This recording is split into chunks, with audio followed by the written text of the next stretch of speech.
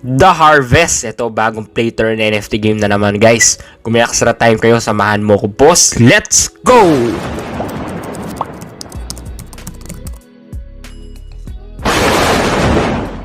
So ito na mga boss, no? The Harvest. So after 3 years of development, marami ng big changes dito. Meaning mga boss, parang MOBA na to. So free to play third person shooter to. MOBA mechanics, no? May battle royale din. So mga boss, siyempre shooting skills to. Unique NFT cards meron. At may loyalty rewards din sa community, no? Na nag-improve sa heroes using performance, no? Kung magaling kayo, nag-level up kayo, kumikita kayo na mas malaki. So free to play nga siya. In other words mga boss, yung bawat player dito, kapag may NFT cards, nag-improve yung cards sa paglalaro. Hindi mo kailangan magbayad. No need to pay, okay? It means that you can play and improve an NFT card from level 1 to 10, and if you wish, you can sell it in the marketplace. So parang Diablo 3, no? Tsaka H1Z1 na game, no? So kung gusto mo sa collection mo, pwede rin.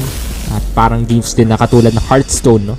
Na may bunch of new cards, heroes at skins every 2 to 3 months. At hindi to kagaya ng ibang click to earn project na nagva-vanish, no, within a couple of months. So aim nila ay tumagal yung game.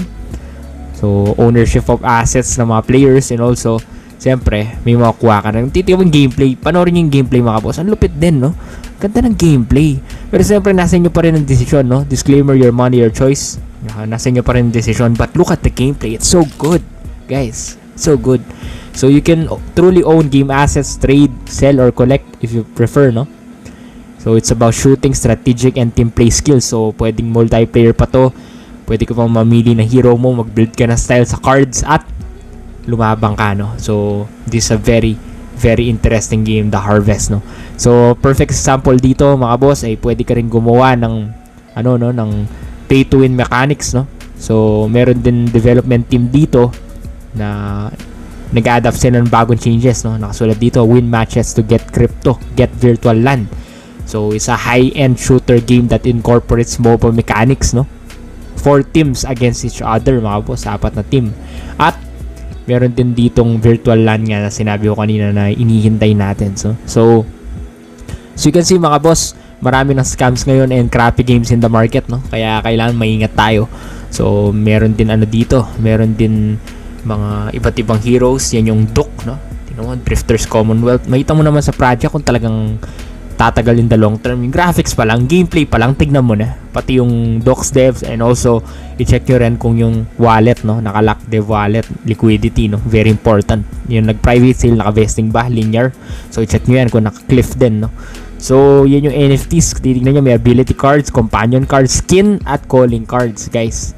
So may early access VIP pass yung first 10k users dito, no? Yung first 10k users, 5-day early access para makapaglaro kayo na alpha version of the game. Yung first 20k users, 2-day early access to play the alpha version of the game, no? So remember, it's a pre-alpha, no? So sa lahat ng mga first 50k users naman, 1-day early access to play the alpha version of the game. So alpha is going to launch 3 to 4 months from now. So kung gusto nyo mag-participate, okay, in tournaments and win exclusive NFT drops, mag-join na kayo sa Discord nila. Yun lang gagawin nyo mga boss. So yan yung roadmap nila, very detailed, no? May live ops pa, Metaverse 2.0, card evolution, yan yung team nila, docs, devs, which is nice, which is interesting. So 3 types of NFT meron din dito. May 5-day VIP early access nga, 2-day at 1-day early access, no? Which is nice. So you should anticipate this, guys. You should be able to access the NFT at your wallet. So it's minted on Polygon, no? Super cheap alternative.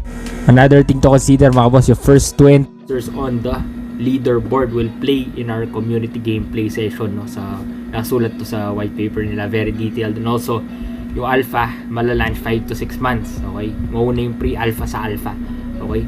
So magkakaroon din ng winners doon, which is nice, which is interesting, no?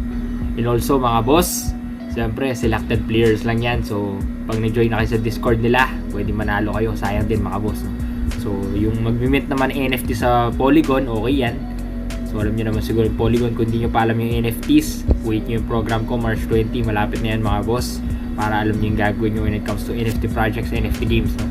So, So you can join already. The link will be in the description below to participate. Submit the task on Gleam event, no? And also there will be a lot of new exciting airdrops and updates on this game, no? So make sure you stay updated.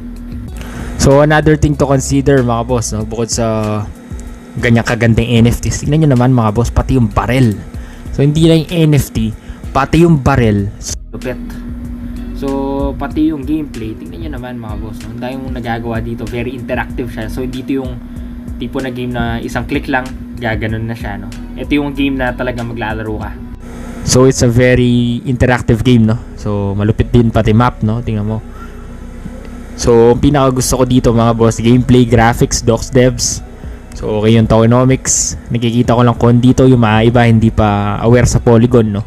Paano mag-meet nun. Pero kung gusto niyo naman laruin to, siyempre magre-research din kayo mga boss, magdi-DR din kayo. At for sure, mag-enjoy kayo, no? So you can see the graphics mga boss, tignan mo naman. Iba yung parang malagkado for din yung datingan nito, no? So, may premium cards pa, which is great, no? So you can anticipate this guys, no? Sa lahat ng mga interested dito. And also marami pa tayong giveaway mga boss, no? Anticipate nyo rin. So may mystery level pa dito, special premium cards, common cards. So anticipate nyo lahat yan mga boss. And also metaverse experience. And guys, kada level ng card, siyempre tumataas yung level ng card mo, no? Hindi naman nag-stack na level 1 forever yan. So yun yung deck, no? Titignan nyo mga boss, iba't iba din yung skills ng bawat character. Also mga boss, another thing to consider, yung mga skins dito, no? Sa mga mahilig dyan sa mag-design ng character, pwede nyo rin gawin dito, no? So that's it guys. If you like this type of gameplay, battle tags, nagko-custom ka ng mga hero, ng mga gun, okay? Tapos nagle-level up ka, tapos lumilibot ka sa metaverse, no? Nag-harvest ka, mapatay ka ng kalaban na heroes, ng mga creatures, kakaroon ka ng essence extractor na nagpapalakas sa characters mo. Marami maps involved. At siyempre it will take your time, pero okay lang yun, nag-enjoy ka naman, no?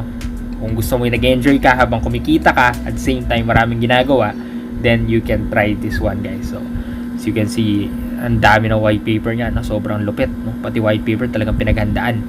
So that's it mga boss, no? If you like this, game economy and rewards as well, and docs devs pa, so you can try it already. You can join their Discord now guys if you are interested.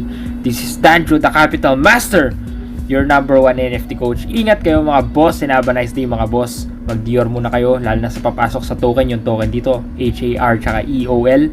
So i-review nyo mabuti yan bago kayo pumasok mga boss. Kung naka-lock, no? Kung naka-vesting, check ko naman naka-lock yung dev wallet, no? Pero big factor to consider yan mga boss, no? So that's it mga boss, no? Have a nice day. Nakalink na yung Discord nila, ayan na, sa description below and also sa comment, no? I-check nyo na lang.